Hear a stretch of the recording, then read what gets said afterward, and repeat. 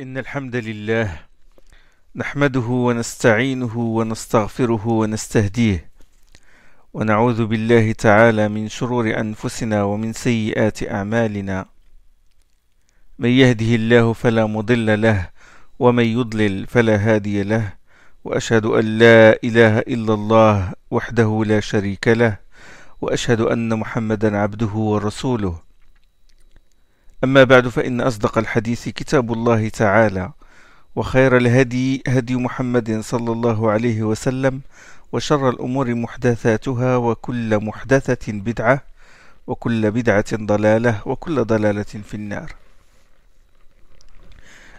Nous vous avons expliqué la modalité de la descente du Coran sur le prophète sallallahu alayhi wa sallam, c'est-à-dire qu'il recevait la révélation par l'intermédiaire de Jibril, qui se présentait parfois sous la forme d'un homme, ou sous sa forme angélique, ça c'est arrivé 2 fois, ou sous sa forme angélique mais derrière un voile. Nous avons parlé des 7 ahruf, des 7 modes de formulation du Coran. Nous avons parlé de la façon dont le Coran a été descendu, descente synthétique, de la table gardée à Bayt al-Izza, la maison de la puissance, au ciel le plus bas, puis descente, fragment par fragment, descente graduelle, munajjam, tout au long de la mission prophétique de Muhammad sallallahu alayhi wa sallam.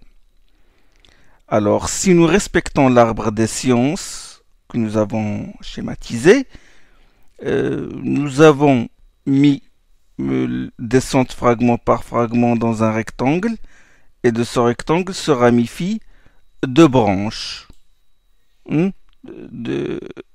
Se ramifient 2 branches. On distingue les sourates révélées en une seule fois et les sourates révélées en plusieurs parties.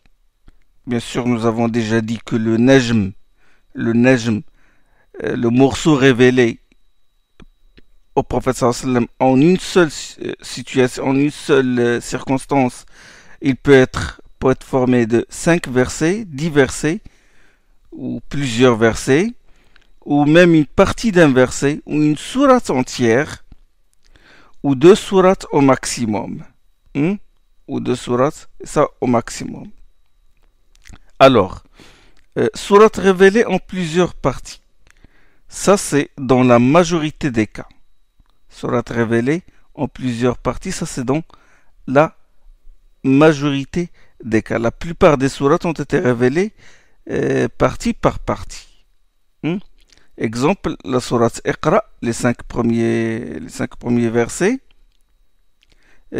ont été révélés au prophète sallallahu alayhi wa sallam à la caverne de Hira. Puis plus tard, les 14 qui restent ont été révélés au prophète sallallahu alayhi wa sallam. Sourate révélée en une seule fois, la Fatiha. La Fatiha a été révélée en une seule fois. Sourate l'Ikhlas, la consécration, Qul huwallahu ahad, Allahu samad, dit il est Allah, il est un. Et Surat al-Kawthar a été révélée aussi en une seule fois. Surat al-Masad, Sabbat yada abi lahabin wa tab, Surat al-Masad a été révélée en une seule fois. Et Al-Bayyina aussi, la Surat Al-Bayyina a été révélée en une seule fois. Lam yakun alladhina kafaru min ahli al-kitabi wal mushrikina munfakkina hatta ta'tiyahum al-bayyina. Les non-croyants parmi les gens du livre et les associateurs n'entendaient pas renoncer à leur mécréance tant qu'ils n'avaient pas reçu la preuve évidente. Le prophète sallam a reçu l'ordre de réciter cette sourate à Ubay ibn Ka'b. La sourate Nasr aussi, les 2 dernières sourates, le Mu'awwidatayn, Qul a'udhu bi rabbil falaq, Qul a'udhu bi rabbin nas, c'est quand le prophète sallam fut victime d'un sortilège. Et ces 2 sourates ont été révélées d'un seul coup. La sourate al-Mursalat, wal-Mursalati urfa, والمرسلات عرفا فالعاصفات عصفا والناشرات نشرا. Les sourates les envoyées ou celles qui ont été envoyées, la sourate 77 a été révélée en une seule fois. Ibn Hibban et Nasa'i al-Hakim dans le Mustadrak, il rapporte qu'Ibn Mas'ud a dit que nous étions avec l'envoyé d'Allah sallallahu alayhi wa sallam dans une caverne quand fut descendue sur lui la sourate Al-Mursalat. Il a dit: je l'ai reçu de la bouche du prophète sallallahu alayhi wa sallam alors que sa langue est encore humide par sa prononciation. Il veut dire qu'il l'a reçu dès sa révélation, dès sa descente. Et ce hadith est qualifié d'authentique par le Cheikh Al-Albani. La sourate Saf, sourate le rond, Saf, sourate 61, qui commence par Sabbaha lillahi ma fis samawati wa ma fil ard wa huwa al-azizul hakim. Cette sourate a été révélée en une seule fois. La sourate Al-An'am aussi, sourate les bestiaux, la sourate 6, Tabarani et Abu Ubaid, d'après Ibn Abbas, la sourate Al-An'am fut révélée à la Mecque en une seule fois. Bon, sous ces deux branches, nous avons marqué sourate révélée en une seule fois, sourate révélée en partie. Sous ces deux branches-là, on peut marquer deux sous-branches, à savoir les versets dont la révélation fut accompagnée de cortèges d'anges angéliques et les versets descendus seuls. C'est-à-dire ces deux branches se ramifient en deux. Versets dont la révélation fut accompagnée de cortèges d'anges, et versets descendus seuls. وما نزل مفردا. Suyuti, il a mis ça dans le 14e chapitre de son livre Al-Itqan. Il a commencé son chapitre comme suit. Il a dit: قال ابن حبيب وتبعه ابن النقيب من القرآن ما نزل مشيعا. Ibn Habib, c'est Ibn Habib al-Naysaburi. Il est mort en 406 de l'Hégire. C'est l'un des premiers qui ont écrit sur les sciences du Coran. Et Ibn Naqib al-Maqdisi, de Beit al-Maqdis, de Palestine, il est mort en 698 de l'Hégire. Juste pour l'information, il existe un livre qu'on a intitulé Kata'ib al-Fawaid al-Mushawwiq ila ulum al-Qur'an wa ilm al-Bayan. Ce livre-là a été attribué par erreur à Ibn al-Qayyim al-Jawziyya, alors qu'en réalité, il est celui d'Ibn al-Naqib. Il a été édité comme étant un livre d'Ibn al-Qayyim. Et c'est le grand cheikh al-Muhaddith Mahmoud Shakir qui a signalé cette erreur. Ça, c'est juste pour l'information. Ibn Habib et Ibn Naqib ont dit que dans le Coran, il y a des parties dont la révélation, dont la descente fut accompagnée d'un cortège d'anges. Parmi lesquels ils ont dit qu'il y a la sourate Al-An'am, il fut accompagné d'un cortège de 70 000 anges. Ils ont cité aussi la Fatiha, 80 000 anges, le verset Al-Kursi, Ayat Al-Kursi, Allahu la ilaha illa huwa al-hayyul qayyum, 30 000 anges, sourate Yasin aussi. Mais attention, les hadiths qui sont rapportés à ce sujet sont tous faibles, voire très faibles. Ça, c'est pour vous avertir. Alors, bon. Donc nous avons parlé de quoi? Nous avons parlé de la façon dont le Coran a été descendu. Bon, ça, c'est descendre en une seule fois de la table gardée au ciel plus bas. Ça, c'est la façon. L'autre branche, c'est descendre fragment par fragment. Et nous avons divisé cette branche-là en deux autres branches de second niveau. C'est sourate révélée en une seule fois et sourate révélée en plusieurs parties. Bon, maintenant nous allons passer à une autre branche parmi les 5 branches qui sera fait partir des sciences relatives à la descente du Coran. Nous sommes toujours dans le Tanzil, Mihwar Tanzil, l'axe du Tanzil. Les sciences relatives à la descente du Coran, ils seront méfiés en modalité de sa descente. Là, je vois l'arbre qu'on a dessiné, modalité, la façon dont le Coran a été descendu, la façon dont le Coran a été descendu. Il nous reste alors les circonstances de la descente du Coran, les causes de sa descente et l'ordre de la descente des versets. C'est ce qui nous reste. Nous allons commencer par les circonstances de la descente du Coran. Où descendait le Coran? Quand je parle de circonstances, circonstances de temps ou d'espace. Alors, où descendait le Coran? Le prophète sallam est né à la Mecque. Il a fait le hijra à Médine. Il a émigré vers Médine. Il a quitté la Mecque et Médine lors de ses voyages. Donc, l'endroit le plus loin où le prophète sallam est arrivé est la frontière avec la Syrie. Ça, c'est après qu'il ait reçu la mission, la fonction prophétique. C'est-à-dire qu'il fut chargé de la prophétie. Avant qu'il ne reçoive, avant qu'il ne soit prophète, il a fait 2 voyages quand il était jeune, au Cham, en Syrie. Donc 2 voyages en Syrie. Et en compagnie de Maysara, ça c'est quand il faisait le commerce. Ça c'est avant. Mais nous parlons après la mission prophétique. Donc il est arrivé, l'endroit le plus loin, j'ai dit que la frontière avec la Syrie, sauf si nous ajoutons son voyage la nuit de l'ascension, le Mi'raj. Ce voyage était un miracle.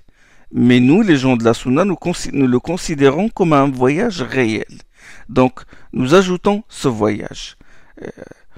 Certains savants, c'est-à-dire le voyage du prophète sallam de la Mecque à Bayt al-Maqdis, le Masjid al-Aqsa, Bayt al-Maqdis, la Palestine, et puis de Masjid al-Aqsa jusqu'au ciel, jusqu'à Sidrat al-Muntaha, le lotus de la limite, au-dessus du 7e ciel. Certains savants disent que lorsque le prophète sallam est arrivé à Bayt al-Maqdis, ce qu'on appelle aujourd'hui Jérusalem, la mosquée, quand il est arrivé à la mosquée Al-Aqsa, il a reçu comme révélation وَاسْأَلْ مَنْ أَرْسَلْنَا مِنْ قَبْلِكَ مِنْ رُسُلِنَا. Demande aux messagers que nous avons envoyés avant toi. Demande aux messagers que nous avons envoyés avant toi. Ça c'est dans Surat Zukhruf, Surat 43. À Bayt al-Maqdis, Allah subhanahu wa ta'ala a ramené tous les prophètes et l'envoyé d'Allah les a dirigés en prière. وَاسْأَلْ مَنْ أَرْسَلْنَا مِنْ قَبْلِكَ مِنْ رُسُلِنَا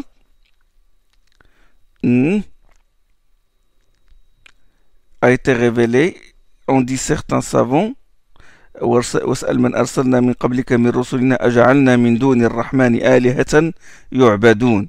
Demande à ceux, aux messagers que nous avons envoyés avant toi, est-ce que nous avons donné en dehors du tout miséricordieux d'autres divinités qui soient pour être adorées? C'est-à-dire que la da'wah de tous les prophètes, c'est le tawhid, c'est le monothéisme pur. J'ai dit à Bayt al-Maqdis, Allah a ramené tous les prophètes et Muhammad sallallahu alayhi wa sallam les a dirigés en prière. Il était l'imam. Et les savants qui sont spécialistes dans les circonstances, ulama al-mawaqi', ils considèrent ce verset comme verset maqdisi, aya maqdisiya, c'est-à-dire relativement à la mosquée Al-Aqsa. Donc certains savants aussi considèrent que les 2 derniers versets de la Sourate Al-Baqarah ont été reçus par le prophète sallam par une révélation directe venant d'Allah subhanahu wa ta'ala. آمن الرسول بما أنزل إليه من ربه والمؤمنون كل آمن بالله وملائكته. L'envoyé a foi en ce qui a été descendu vers lui de la part de son Seigneur, ainsi que les croyants tous ont foi en Allah, en ses anges, en ses livres, en ses envoyés. Khawatim Surat al-Baqarah. Les 2 derniers versets de la Surat al-Baqarah, certains savants disent que le prophète sallam les a reçus directement. Mais ça, c'est discutable. Parce qu'il n'est pas mentionné dans le hadith qui parle de cette circonstance que le prophète sallam, que ces versets ont été révélés au prophète sallam, mais qu'il les a reçus. C'est-à-dire, le hadith en question, il dit, il se trouve dans le Sahih Muslim, il dit wa u'tiya khawatim al-Baqarah. Il reçut les derniers versets de la Sourate al-Baqarah. Il reçut les derniers versets de la sourate al-Baqarah. Cette réception, c'est, Wallahu a'lam, c'est l'exaucement des invocations citées dans ces versets. C'est l'exaucement, c'est ce qu'il a reçu. Il a reçu cette bonne nouvelle, à savoir qu'Allah a exaucé les invocations qui se trouvent dans la fin de la sourate al-Baqarah, à savoir Rabbana la tu'akhidna in nasina ou akhta'na. Seigneur, ne nous reprends pas si nous oublions ou faisions erreur. ربنا ولا تحمل علينا إصرا كما حملته على الذين من قبلنا. Seigneur, ne nous charge pas d'impact comme tu as chargé ceux qui ont vécu avant nous. ربنا ولا تحملنا ما لا طاقة لنا به. Seigneur, ne nous impose pas ce que nous n'avons pas la capacité de faire. واغفر لنا وارحمنا. Fais-nous grâce, pardonne-nous. واغفر لنا وارحمنا أنت مولانا. C'est toi notre protecteur, soutiens-nous contre les gens impies. Et Allah subhanahu wa ta'ala a dit, je l'ai fait. Donc ce qu'il a reçu, le prophète sallam, à cet endroit, c'est l'exaucement de ses invocations, ce dont et nous avons déjà décrit bien sûr la façon dont le prophète sallam recevait la révélation, c'est par l'intermédiaire de l'ange Jibril. Classification des circonstances de la révélation. Commençons d'abord par la distinction entre les révélations mecquoises et les révélations médinoises. Ma'rifatul Makki wal Madani. Ça, c'est le premier chapitre du livre Al-Itqan, par lequel a commencé l'imam Suyuti. Il a dit sous ce chapitre أفرده بالتصنيف جماعة منهم مكي والعز الديريني. Un certain nombre de savants ont composé les livres spécialement sur la classification des révélations en mecquoise et médinoise, et il a cité ces deux noms, Makki, à savoir Makki ibn Abi Talib, Al-Qaysi al-Andalusi. Il est mort à Cordoue en 437 de l'Hégire, c'est-à-dire vers 1045 de l'ère chrétienne, et il a cité l'autre nom, Al-Izz Ad-Dirini, savant chafiite égyptien qui est mort en 496 de l'Hégire, environ 1294 de l'ère chrétienne.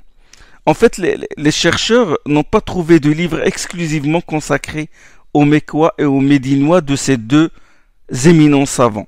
Ce qu'ils ont trouvé, c'est de longues recherches dans leurs livres. Al-Makki, il a développé ce sujet-là dans son livre An-Nasikh wa Al-Mansour, l'abrogeant et l'abrogé. Et ils ont trouvé ce sujet aussi en détail dans le livre de l'Izz-Dirini, At-Taysir fi Ulum At-Tafsir. C'est en fait un long poème, un long poème d'environ 3000 vers. 3000 vers. Et aussi, ils ont trouvé ça dans son autre livre, Al-Misbah al-Munir. At-Taysir fi Ulum At-Tafsir, c'est les significations du mot du Coran sous forme d'un poème. C'est comme une sorte de lexique. Bon, ça c'est juste pour l'information. Alors, sur quels critères se base-t-on pour distinguer les révélations mecquoises des révélations médinoises?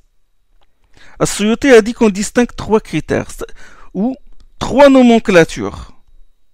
Trois mustalahat, c'est-à-dire que chacun des savants a un critère ou un mustalah, ce qu'on appelle un mustalah convention, nomenclature pour distinguer le mecquois du médinois. Pour distinguer le mecquois du médinois. Donc 3. Le premier critère, suivez bien. Le premier critère, les révélations mecquoises sont celles qui ont été descendues avant l'Hégire, avant l'immigration, et les révélations médinoises sont celles qui ont été descendues après l'Hégire, après l'Hijra. Ça, c'est la nomenclature la plus adoptée. C'est celle que vous trouvez dans le Coran quand vous lisez Qira'at Hafs, Riwayat Hafs an Asim, les livres, les traductions imprimées en France, vous allez trouver ça. Mais les traducteurs traduisent par post-hégirien et pré-hégirien. Alors qu'à la base, c'est marqué Coran Makki et Madani. On dit Makki et Madani. Coran mecquois et Coran médinois. Révélation mécoise et révélation médinoise. Qu'est-ce que cela signifie? Cela signifie que même les révélations qui ont été descendues à la Mecque, après l'émigration du prophète sallam, sont appelées médinoises. Et aussi celles qui ont été révélées sur le prophète sallam lors de ses voyages loin de Médine. C'est-à-dire que même quand il reçoit la révélation loin, c'est-à-dire à la frontière de la Syrie, après le hijra, on appelle cette révélation médinoise. Donc ce qui a été descendu sur le prophète sallam à la Mecque lors du pèlerinage d'adieu est appelé révélation médinoise. C'est-à-dire qu'il est après le hijra. Même le pèlerinage, on le fait où? On le fait à la Mecque. Le prophète sallam, après l'émigration, il a conquis la Mecque et 2 ans à peu près, 2 ans plus tard, il a fait le Hajj, le pèlerinage à la Mecque. Il a reçu des révélations à cet endroit-là, à Arafat, à Mina et dans d'autres endroits de la Mecque. On appelle ces révélations-là des révélations médinoises et non pas mécoises, même s'il les a reçues dans la cité sacrée, même s'il les a reçues à la Mecque. On les appelle révélations médinoises parce qu'ils ont été révélés après le hijra. La sourate al-Fath. Sourate al-Fath, inna fatahna laka fathan mubina. Nous t'avons accordé une ouverture éminente. Sourate al-Fath, sourate 48. Sourate 48 dans l'ordre du tartil, c'est-à-dire comme vous le trouvez dans le Coran que vous lisez aujourd'hui. Sourate al-Fath a été révélée, qui a été révélée au prophète sallam juste après qu'il ait quitté le Hudaybiyah. Et le Hudaybiyah, il est situé à la frontière du territoire sacré de la Mecque. Cette sourate-là est une sourate médinoise parce qu'il a été révélé après les hijra. Après l'hijra, lors du pacte du Hudaybiyah. Le pacte du Hudaybiyah, c'est vers l'année 6 de l'hijra, c'est-à-dire 6 ans après l'hijra. Il a fait le pacte, il a conclu le pacte avec les Quraysh quand ils l'ont empêché d'entrer dans la cité, à la Mecque pour faire la Umrah. Et là, il a conclu un pacte et il est revenu. Au moment où il revenait, il a reçu Surat al-Fath. Cette sourate est médinoise. Suyuti a ajouté autre chose. Se basant sur un athar de Yahya ibn Salam, sur une tradition de Yahya ibn Salam, il dit que ce qui a été révélé au prophète alors qu'il était en route vers Médine lors de son immigration est une révélation mécoise. C'est-à-dire en route avant qu'il n'arrive à Médine, c'est une révélation mécoise. Ça, c'est un premier istilah, c'est un premier, ou si vous voulez, critère. Le deuxième istilah, la révélation mécoise ou les révélations mécoises sont celles qui ont été descendues à la Mecque. Peu importe si c'est avant ou après l'hijra. Et les révélations médinoises sont celles qui ont été révélées à Médine, peu importe si c'est avant ou après l'émigration. Ceux qui adoptent cette nomenclature acceptent l'étape intermédiaire. Ils disent révélation mécoise, révélation médinoise et révélation ni mécoise ni médinoise. Et ils attribuent certaines révélations aux endroits où ils ont été descendus. Ils disent Coran Juhfi, révélation Juhfi, c'est-à-dire révélé à Al-Juhfa, un endroit. Ou Jaishi, dans un endroit Zatul Jaish, entre la Mecque et Médine, etc. Ça, c'est le deuxième critère. Le troisième, c'est que il se base sur le discours. Le critère, c'est le discours, le khitab. La révélation mécoise ou les révélations mécoises sont celles dont le discours est adressé aux habitants de la Mecque. Et les révélations médinoises sont celles qui sont adressées aux habitants de Médine. D'accord? Mais la nomenclature ou le stilah le plus adopté, c'est que les révélations mécoises sont celles qui ont été descendues avant le hijra, l'immigration, et les révélations médinoises sont celles qui ont été descendues après l'hijra. D'accord? Sur quoi se fonde-t-on pour distinguer les révélations mécoises des révélations médinoises? sur les propos des compagnons et des tabi'in.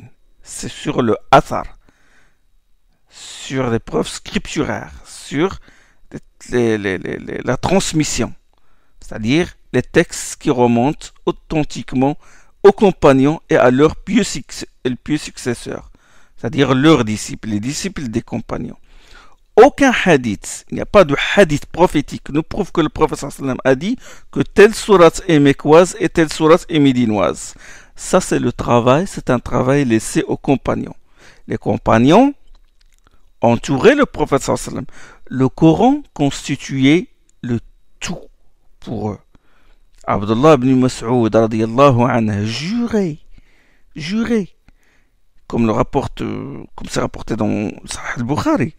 Il a dit par Allah, en dehors de qui il n'y a d'autres dieux, il n'y a pas de sourate dans le livre d'Allah sans que je sache où il a été révélé, et il n'y a pas de verset du livre d'Allah sans que je sache à quel sujet il fut révélé. Wallahi alladhi la ilaha ghayruh.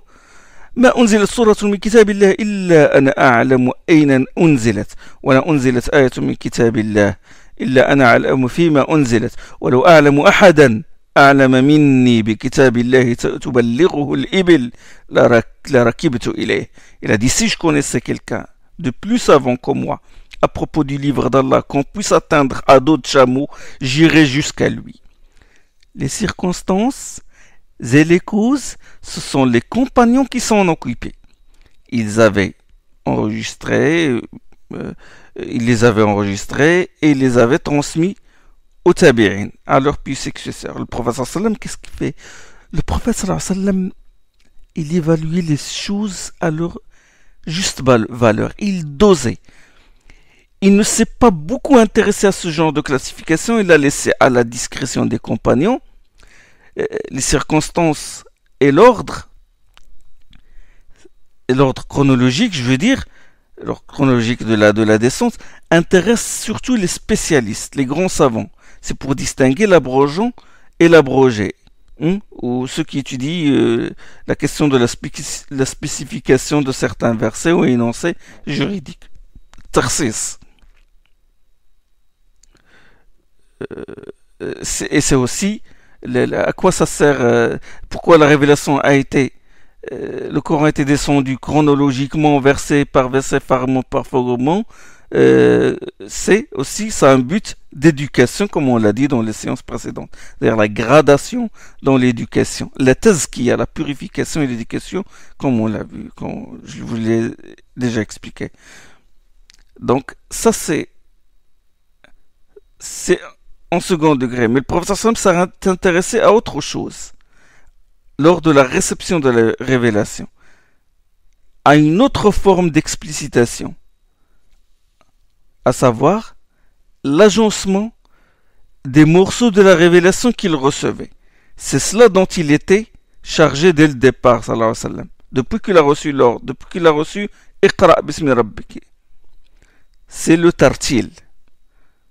Le prophète sallam s'occupait de l'agencement des versets. Il disait aux compagnons, mettez ce verset ici, mettez ce verset là, mettez cette sourate ici, mettez ce verset dans cette sourate, etc. C'est ça à quoi s'intéressait le prophète sallallahu alayhi wa sallam. Le tartil, l'agencement.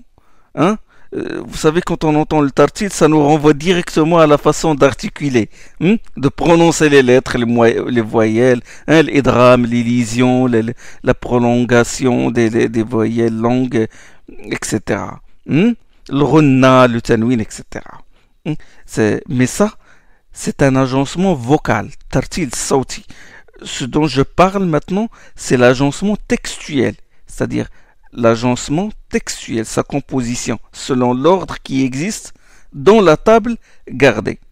Et le prophète sallam a engagé des scribes et leur disait, mettez ce verset. D'ailleurs, c'est la raison pour laquelle le prophète sallam a engagé des scribes. Il dit, mettez ce verset là, mettez ce verset ici. Ça, c'est en soi un miracle. Ajib. Le prophète sallam ne sait pas lire, il ne sait pas écrire. Et pourtant, il dit, mettez ça. Il reçoit une révélation aujourd'hui, une partie de la sourate aujourd'hui, et des années plus tard, il reçoit la suite. Et il disait à Zayd ibn Thabit et à Mu'adh ibn Jabal et aux autres scribes, au Ubay ibn Ka'b, venez, prenez l'encrier, prenez la plume, marquez ce verset-là que je viens de recevoir dans la sourate que j'ai reçue il y a 4 ans, 5 ans auparavant. Le professeur n'avait pas d'ordinateur chez lui, il n'avait pas de stylo, n'avait pas de papier, n'avait pas... Et subhanallah, Allah subhanahu wa ta'ala a mis le Coran dans son cœur et c'est Allah subhanahu wa ta'ala qui le guide et qui lui inspire de mettre ce verset-là et ce verset. Ici, comme j'ai dit, le tartil, l'agencement des versets, l'ordre des versets et des sourates repose sur un enseignement divin. Le Baqara par exemple, le Baqara, entre le début de la Baqara et la fin de la Baqara, entre ce début et la fin, il y a environ 8 ans. C'est-à-dire, la révélation de Al-Baqarah s'est déroulée, s'est effectuée durant 8 ans. 8 ans de disposition des versets. Et entre-temps, d'autres sourates ont été révélées. Le prophète a reçu la Baqarah vers la 2e année de l'Hégire. Et le dernier verset du Coran, du Coran, ça on va l'étudier. Le dernier verset, c'est Wattaqu yawman turja'una fi ila Allah, redoutez le jour où vous serez ramenés à Allah. Entre ce début et la fin, il y a à peu près 8 ans. Donc, 8 ans de disposition, et comme j'ai dit, entre-temps, d'autres sourates, d'autres versets ont été révélés dans d'autres sourates. Et chaque fois, il dit, Zayd ibn Thabit, mets ce verset-là, mets ce verset-là, mets ce verset dans cette autre sourate, mets ce verset dans cette autre sourate. Yani le tartil. Et ça, c'est un miracle en soi, comme j'ai dit. Et subhanallah, ça, à la fin, ça nous a donné, yani, le Coran dans toute sa beauté, sa clarté et sa richesse. Vous lisez une sourate médinoise et à côté d'elle une sourate mécoise et entre les deux, il y a des liens de correspondance extraordinaires. Et ça, nous allons le voir, Inch'Allah, bi'idnillah. Une sourate mécoise et on trouve à l'intérieur de cette sourate mécoise des versets médinois. Et tu ne constates aucune rupture de style ou de discordance. Le tartil. Le Coran, pas ceux qui disent, bon, on a besoin d'ordre chronologique, le Coran n'est pas un livre d'histoire. Et c'est pourquoi il n'y a pas beaucoup de noms propres dans le Coran. Quand il cite un nom, c'est pour une raison bien valable. Vous trouvez souvent dans le Coran, il désigne quelqu'un à la 3e personne du singulier ou à la 3e personne du pluriel, pour le pluriel. Comme par exemple, وَلَا تَكُونُوا كَالَّتِي نَقَضَتْ غَزْلَهَا مِنْ بَعْدِ قُوَّةٍ أَنْكَاثًا تَتَّخِذُونَ أَيْمَانَكُمْ دَخَلًا بَيْنَكُمْ. Dans Surat An-Nahl, ne faites pas comme celle qui défaisait la laine après l'avoir soigneusement filée. Celle, une femme qui habitait l'Arabie et qui, qu'est-ce qu'elle fait? Bon, il a des filles, des servantes qui filent la laine et à la fin de la journée, il dit, c'est comme une folle, il leur dit de défaire ce qu'ils ont fait.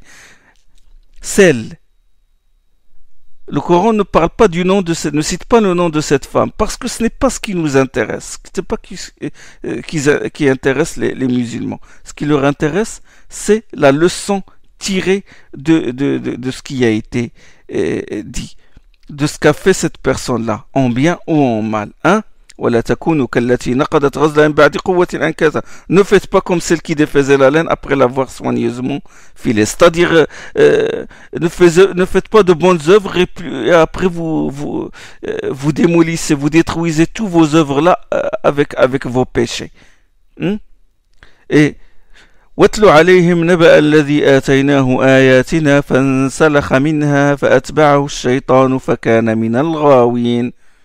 Récite-leur l'affaire de celui auquel nous avions donné nos signes et qui s'en est dépouillé. Le démon le poursuivit et il fut ainsi parmi ceux qui sont égarés. Ne faites pas, récite-leur l'affaire de celui auquel nous avions. Celui, Il n'a pas cité le nom. Parce que ce qui nous intéresse, c'est ce qu'a fait cette personne-là. Ce qui nous intéresse, Allah veut de nous que nous tirions les leçons de cette histoire-là. Les circonstances et les personnes, ça vient en second degré. Ça, c'est le travail des compagnons. Ça, c'est pour méditer comment le prophète pesait les choses. Et Allah subhanahu wa ta'ala comment. La chose la plus importante d'abord. Après, la moins importante.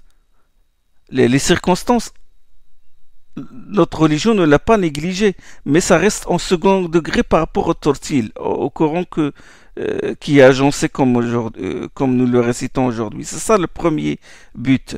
C'est pour que nous le lisons comme il a été disposé, comme il a été dans la table gardée.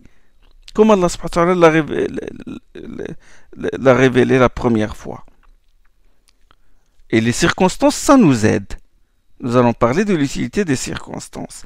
Et ça a été, subhanallah, même les circonstances ont été conservées, ont été enregistrées par les compagnons. Rien n'a été négligé, mais et tout ça, c'est une aberration, c'est une réalisation de la parole d'Allah. Inna nahnu nazzalna dhikra wa inna lahu lahafidhun. C'est nous qui avons fait descendre le dhikr et c'est nous qui en assurons la garde. Le dhikr ne veut pas dire seulement le Coran, mais le dhikr veut dire aussi le Coran et la sunna. Et qui dit sunna dit circonstances de la révélation, dit sira, vie du prophète sallallahu alayhi wa sallam, dit d'autres choses, les situations du prophète sallallahu alayhi wa sallam, son état, ce qu'il a fait, ses voyages, etc. Tout ça, ça fait, et les propos du prophète sallallahu alayhi wa sallam, et ça fait partie de la sunna.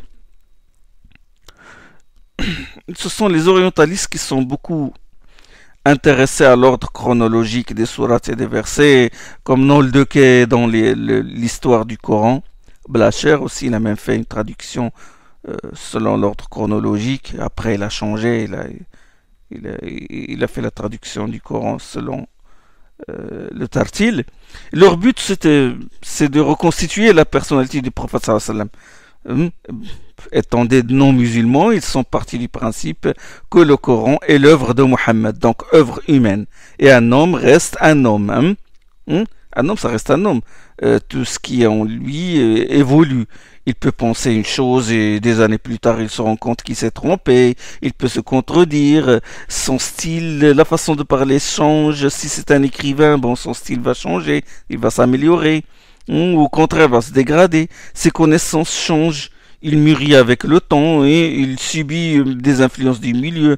Mais subhanallah, le Coran, depuis la première révélation jusqu'à la dernière révélation, le style est au sommet de la perfection.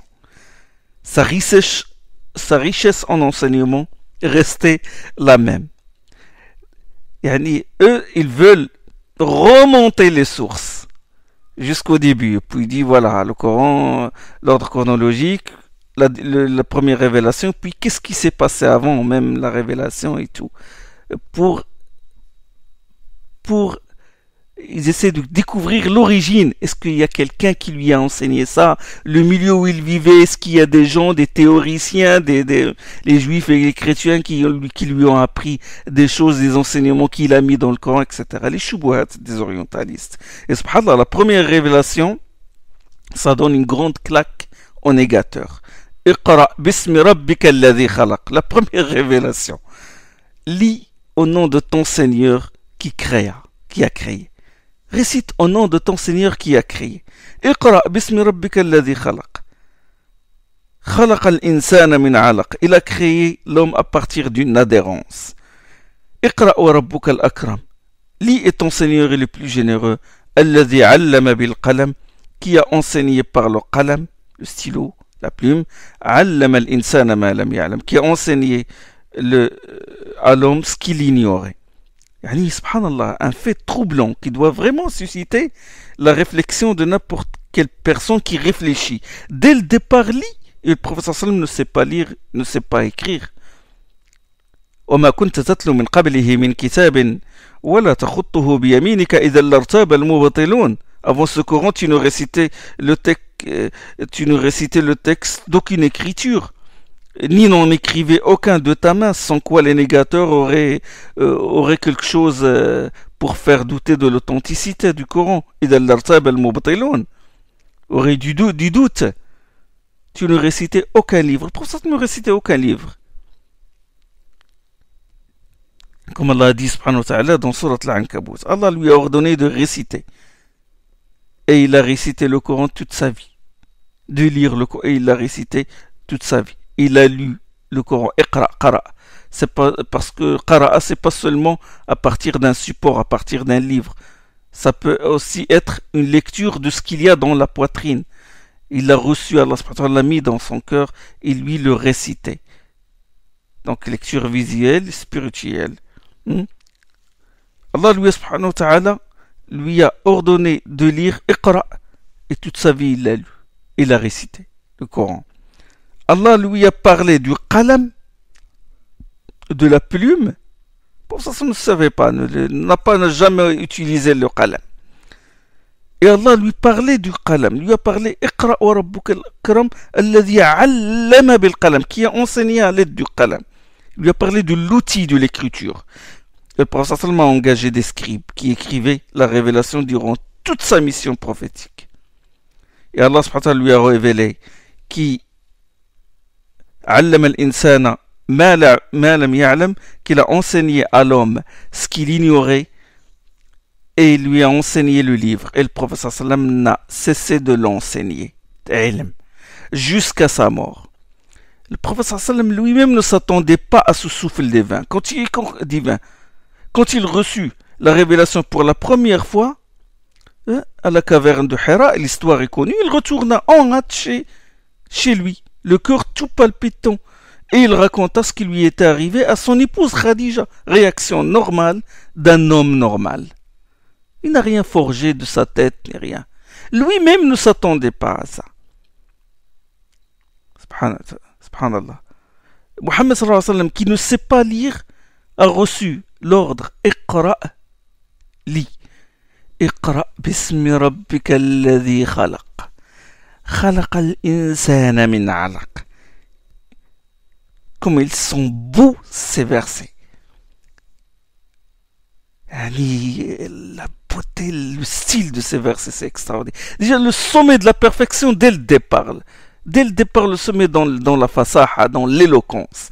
Iqra bismi rabbika alladhi khalaq. Lis au nom de ton Seigneur qui a créé. Qui a créé l'homme d'une adhérence. D'une adhérence. Alaq. Il était comme un caillou. Le alaq, c'est comme un caillou de sang. Du sang coagulé. C'est comme ça que, au début, l'embryon, on dirait des morceaux de sang, un caillou de sang qui est collé à quelque chose. Alaqa veut dire collé. L'embryon, il est collé, il est collé à l'utérus de sa mère. Khalaqa al-insana min alaq. Comme l'embryon se développe pour être un homme, un fœtus, plus tard un enfant, un nouveau-né, un enfant, etc., puis un homme, belle stature, aussi toi, tu vas passer par des étapes. Quand Allah subhanahu wa ta'ala, tu dis, lis, tu vas évoluer dans la science. L'embryon, le alaq est collé à l'utérus de sa mère, il se développe. Toi, tu vas être collé à la science d'Allah et tu vas te développer graduellement. Tarbiya. Iqra bismi rabbik. Dis au nom de ton Rabb. Et Rabb vient de Tarbiya. Il va t'éduquer. Comme il va t'élever. Comme il élève. Comme il assure à l'embryon tout ce qu'il faut pour qu'il se développe et devienne un être humain. Il va assurer ton développement culturel et cultuel et spirituel. Qui a enseigné l'homme à l'aide du qalam. Iqra, lis.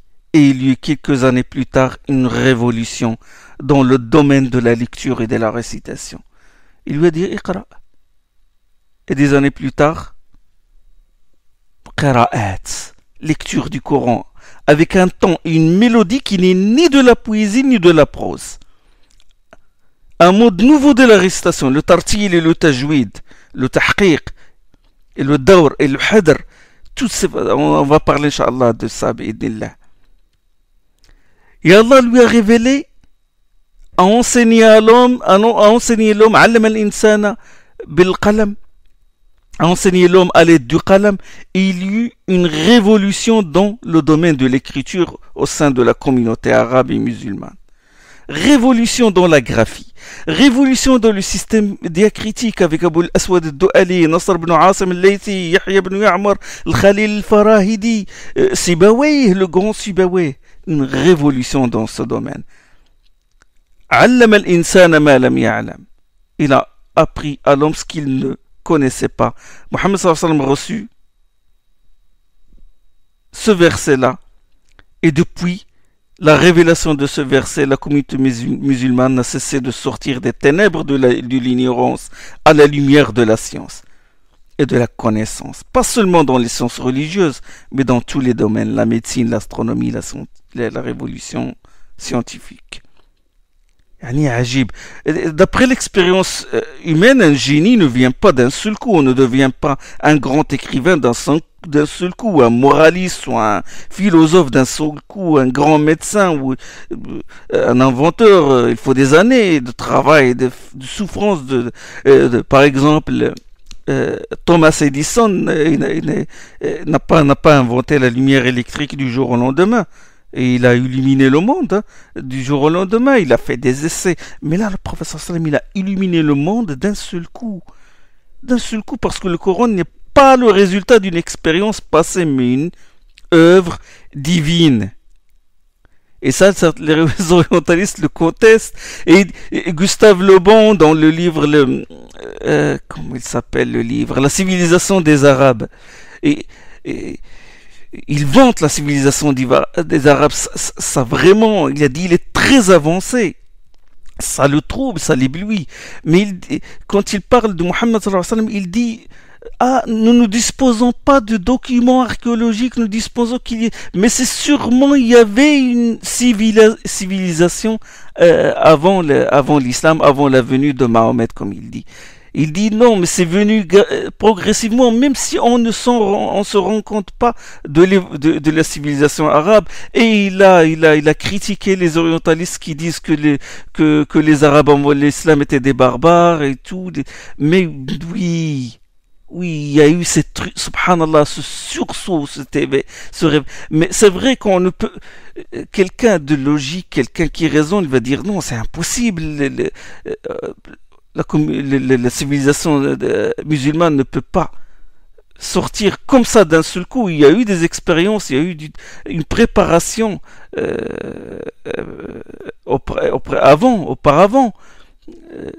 Mais non, là, c'est un souffle divin qui est venu et qui a éveillé et qui a fait qu'il y ait cette révolution islamique. On a vraiment besoin d'une révolution islamique. Voilà, le prophète sallam, il a illuminé le monde d'un seul coup, avec la révélation divine. Et toutes les accusations dont on l'accuse sont vaines. Et tout ce que disent les orientalistes, ils ne sortent pas de ce que disent les Quraysh, les mécréants Qurayshites au départ. Ils répètent la même chose. وقال الذين كفروا إن هذا إلا إفك افتراه وأعانه عليه قوم آخرون فقد جاءوا ظلما وزورا dans Surat al-Furqan. Subhanallah, le Coran lui-même se défend. Les négateurs ont dit ce n'est là qu'une imposture qu'ils forgent en se faisant aider par un autre groupe, où وقال الذين كفروا إن هذا إلا إفك افتراه. Les négateurs ont dit ce n'est là qu'une imposture qu'ils forgent. وأعانه عليه قوم آخرون, en se faisant aider par un groupe d'autres gens. فقد جاءوا ظلما وزورا. Ils commettent ainsi une grave injustice, une calomnie flagrante. وقالوا أساطير الأولين اكتتبها فهي تملى عليه بكرة وأصيلا. Ils ont encore dit fables d'anciens recueillies par lui et qu'on lui dicte matin et soir. C'est la même chose que disent les orientalistes aujourd'hui. Ce qu'on dit les mécréants de Quraysh. Et le Coran répliquent et réfutent leurs allégations. Ils ont encore dit fables d'anciens ou mythologie ou mythes recueillis par lui qu'on lui dicte matin et soir. قل أنزله الذي يعلم السر في السماوات والأرض إنه كان غفورا رحيما. Réponds-leur. Celui qui l'a fait descendre est celui qui connaît le secret des cieux et de la terre, il est pardonnant, miséricordieux. Donc le prophète sallam s'est occupé parce qu'il sert à guider la communauté, l'agencement des révélations, le tartil. La descente selon l'ordre chronologique, ça a un but éducatif. La gradation dans l'enseignement et l'initiation, et aussi ça aide les savants dans les ahkam, dans les prescriptions, pour dire que tel hukm énoncé juridique a abrogé tel autre, et tel texte a restreint la portée générale de tel autre, etc. Comment distinguer la révélation mécoise de la révélation médinoise? Comme j'ai dit, les propos des compagnons et des tabi'in. Suyuti, il a cité certains athars, certaines traditions qui remontent à Ibn Abbas, à Ikrima. Ibn Abbas, c'est le fils de l'oncle du prophète sallam, c'est un compagnon. Ikrima, c'est un tabi'i. Abu Talha, c'est un tabi'i. Qatada, ça c'est des géants dans l'exégèse, c'est des disciples de compagnons. Il a cité certains textes de ces éminents pieux prédécesseurs où ils énumèrent les sourates mécoises et les sourates médinoises. Ce qu'il faut savoir, c'est qu'il y a moins de sourates médinoises que de sourates mécoises. Je parle du nombre, pas de la longueur. Il y a moins. Les savants, ils ont divergé sur le nombre de ces sourates. Les sourates médinoises et aussi les sourates mécoises. Le nombre minimum des sourates médinoises, c'est de 20. Il a été compté par Ibn al-Hassar dans son livre Nasikh wal-Mansukh, l'abrogeant et l'abrogé. Et il a cité ces sourates-là sous forme de poèmes que Suyuti a mentionné dans ce livre, l'Itqan. Ça, c'est le minimum, 20 sourates. Le maximum, 29. Et ce recensement est rapporté selon une chaîne qui remonte à Al-Hassan al-Basri, 29. Et entre les deux, d'autres nombres ont été recensés. L'imam al-Ja'bari, Burhan al-Ja'bari, qui est mort en 732 de l'Hégire, vers 1332, c'est un imam muhaqqiq, c'est un savant, c'est vraiment un grand vérificateur. Il a recensé 28 sourates médinoises. Et il s'est fondé sur deux riwayats, sur deux textes sont les plus authentiques. L'un des textes remonte à Jabir ibn Zayd. Et Jabir ibn Zayd, c'est un éminent tabi'i, c'est-à-dire successeur des compagnons. Et Suyuti a cité cette riwaya, il a cité ce texte-là dans le 7e chapitre de son livre, l'Itqana. Nous sommes dans le premier chapitre. Bien sûr, j'ai pas respecté l'ordre des chapitres. Nous allons citer le passage où il énumère les sourates médinoises. Enfin, il a énuméré les sourates mécoises qui sont au nombre. Il est arrivé au nombre 86 sourates médinoises. Ça, je parle toujours du texte de Jabir ibn Zayd, rahimahullah, 86. Et il a cité 20 parmi les 28 qui restent, 20 sourates médinoises. Il a dit, voilà, wa unzila bil madinati, il a été révélé à Médine, Surat al-Baqara, la Surat al-Baqara, la vache. Puis Surat al-Imran. Puis l'Anfal, le butin, la Surat qui est classée 8 dans l'ordre du Tartil. Puis Al-Ahzab, les coalisés, la Surat 33 dans l'ordre du Tartil. Puis le Ma'ida, la Surat 5 dans l'ordre du Tartil. Puis le Mumtahana, la réprouvée. Surat, pas la réprouvée, l'éprouvée. Mumtahana veut dire la femme qui a été éprouvée, que ça le prophète l'a reçu quand il a mis à l'épreuve certaines femmes qui ont émigré, qui ont fui la Mecque vers Médine pour voir s'ils sont musulmans ou non. Bon, Surat 60. Summa idha ja'a nasrullah. Surat al-Nasr, idha ja'a nasrullahi wal fath. Puis Surat Nour, la lumière, Surat 24, dans l'ordre du Tartil. Puis le Hajj, Surat 22, dans l'ordre du Tartil. Puis le Munafiqun, sur les hypocrites. Puis le Mujadala. Puis le Hujurat. Puis le Tahrim, Hujurat, les appartements. Puis le Tahrim. Tahrim, l'interdiction, Surat 66. Puis le Jumu'ah, 62, le vendredi. Puis Taghabun, 64 dans le classement de Tartil. Puis Sabbah al-Hawariyin, ça c'est ce qu'il dit dans le texte. Sabbah al-Hawariyin veut dire Surat Saf. Hein? Lui il l'a appelé Sabbah al-Hawariyin parce qu'il commence par Sabbah lillahi ma fi samawati wa ma fi al-ard. Tout ce qui est dans les cieux et dans la terre glorifie la transcendance d'Allah. On commence par ça. Et il l'appelle Hawariyin parce que on trouve à l'intérieur de la sourate la mention des apôtres. Hawariyin de Isa. Les apôtres de Isa alayhi salam, de Jésus. Ya ayyuha alladhina amanu kunu ansar Allah kama qala Isa ibn Maryama man ansari ila Allah. Donc Jésus fils de Marie a dit quels sont ceux qui me soutiennent pour défendre la cause d'Allah. Et puis il a dit Thumma al-Fath, Surat al-Fath 48 dans l'ordre du Tartil, l'ordre que vous avez dans le Coran que vous lisez. Puis Tawbah, le repentir, Surat 9. Et puis Thumma Khatimatul Qur'an, il dit la conclusion du Coran, c'est-à-dire les deux sourates prophylactiques, les deux sourates protectrices. Qul a'udhu bi rabbil falaq, Qul a'udhu bi rabbin nas. Les 86 sourates qui restent sont mécoises. Il a cité ici que 20. Comme j'ai dit, il y a divergence entre les savants sur certaines sourates. J'ai dit aussi que la distinction entre le Mekwa et le Médinois se fonde sur la tradition orale, sur la riwaya, les propos des compagnons et des tabi'in, n'est-ce pas? Mais si les savants ne disposent pas de texte ou de texte authentique, ils recourent aux caractéristiques de la révélation. Ils recourent aux caractéristiques de la révélation mécoise et de révélation mécoise. Chacune a ses propres caractéristiques. Il voit le style, le thème, le discours, à qui il est adressé. Bon, Inch'Allah, nous allons arrêter ici. Nous allons poursuivre la prochaine fois. Nous allons continuer le Coran, la révélation mécoise et les révélations médinoises. Nous allons, Inch'Allah, pour le terminer. سبحانك اللهم وبحمدك أشهد أن لا إله إلا أنت أستغفرك وأتوب إليك